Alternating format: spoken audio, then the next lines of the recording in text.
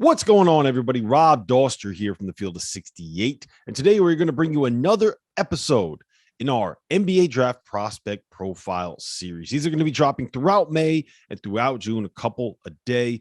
So if you do like this content, make sure you subscribe to the channel and do hit that like button. Anything that you can do to interact with these videos, it really does help the channel. It helps more people like you find this content. And since I have you here, make sure you check out our Instagram and TikTok pages. We are going to be pumping out more unique content over there throughout the spring and the summer heading into the 2022-23 college basketball season. Like, for example, did you know that Penny Hardaway was shot when he was in college? I didn't know that. You can find that story right now live on our TikTok and Instagram pages. The links for those are in the description below. So without further ado, let's get into another Field of 68 NBA Draft Prospect Profile.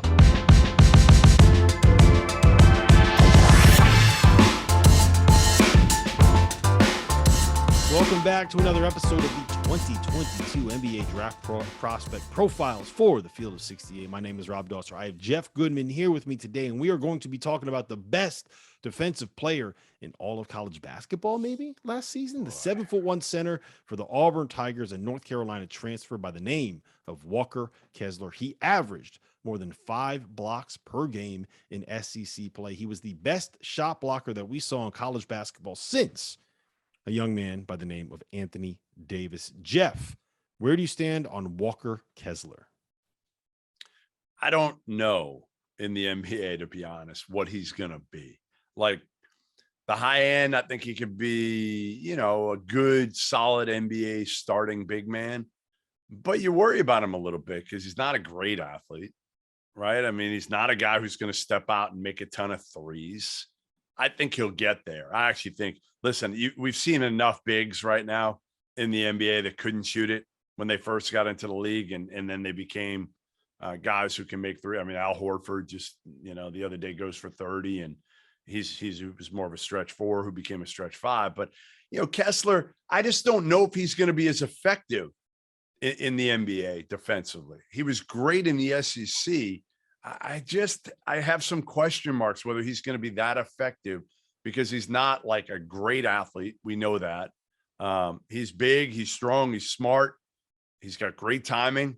I don't know. I think Brook Lopez is a name that comes to mind for me with Walker Kessler. And I don't know if you like that or hate that, but Brook's a guy who, again, couldn't really shoot when I watched him and covered him in AU ball and at Stanford, and has become a guy who can step out and make some shots. Not a great athlete, but can become, he's been very, very effective on the defensive end, even though he's not, a high-end athlete. I think that's probably the absolute best case scenario for Walker Kessler. I see him as more of a bench guy in the NBA, someone that is going to play a role when you're going up against teams that maybe have bigger players, when you're going up against teams where you don't necessarily have to guard everybody on the perimeter or switch everything. I think he's like a 15 to 18 minute guy in the league. That's assuming that the jumper comes around. And I'm with you. I kind of believe that he's going to put in the work to get there.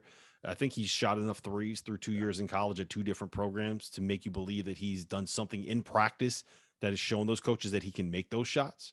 If you're a 7'1" setter and the best shot blocker in the country, you're not taking threes unless you've proven to those coaches that you can make those threes at some point, right? So I think that he'll find a way to be able to be effective enough beyond the arc. And I think when you have someone that can block some shots and make some threes, you suddenly have rim protection and you suddenly have the ability to space the floor on the other end. My biggest question is, can he be switchable enough where you can play him in ball screen actions, right? One of the things that the best defensive center in the NBA is Rudy Gobert, right? And one thing that we see over and over and over again in the postseason is that Rudy gets played off the floor by some mismatch because he's not somebody that can switch out and guard on the perimeter. That's a problem. And that's why I say, you talk about him as the best defensive player in college basketball, and he was in what he did. But I would take Christian Koloko over him at the next level, because Koloko can go out and guard, really defend wings, and point guards is probably a stretch, but he can defend 2s and 3s. Walker Kessler can't. I mean, there's just no way I see a scenario where Walker Kessler is going to be able to stay in front of any sort of wing, athletic wing. And I don't know if he can make up the ground against these NBA athletes. Now, I know he played in the SEC, which was a athletic league, and he was dominant defensively. So, but the thing is, the way that they used him at Auburn was they just kind of planted him in front of the rim, and they had 4 guys around him that would get out and pressure everybody and funnel everything into him to allow him to kind of be that that shutoff valve at the rim. That's how Auburn's defense was designed, to get people to try to attack Walker Kessler and have him block shots. And the thing about the college game is all these guys that don't have a spot in the NBA can get that NIL money, and they keep coming back to school. So there are a lot of big men where you can hide Walker Kessler in and around the paint without having to worry about him guarding the perimeter. So I'm with you. I actually like Christian Koloko more as a prospect, because I think those are both guys that are going to be in that late first round range that are going to be looked at by the same teams. I would take Koloko over Kessler. I don't think I'd take Kessler in the first round, and that feels weird to say. It shouldn't. I don't think it should, because like I said, I think the Brook Lopez comp is probably at a higher end, but like fair. I think he could become Brook Lopez. I think that might be the fairest comp you're going to find for him. But yeah, I could see a more likely scenario is he is a bench guy who plays, 12, 15 minutes and gives you minutes. You just got to find the right place and the right time to play him, because he could certainly be exposed in today's NBA where there's so much ball screen. Yeah. So the 2 big things with Walker Kessler are his ability to step out and knock down jump shots, and his ability to step out and guard on the perimeter. I do think that he's physical enough that he can kind of handle someone like a Nikola Jokic in the post and some of these other big guys that are still floating around the NBA. I think that he will be able to do things like hold his own against someone like a Joel Embiid in and around the basket. And that's why he has some value and has a job in the NBA. You can use him in those situations. But I think that he's limited. I think that his future is as a role player. And I don't see the star potential there. I probably would take him early in the second round personally. Yeah, I would think he'll go, somewhere. Maybe he goes late first round. 25 to 40 would be the range I would look at Walker Kessler's going, because again, there's value in a good, solid backup big.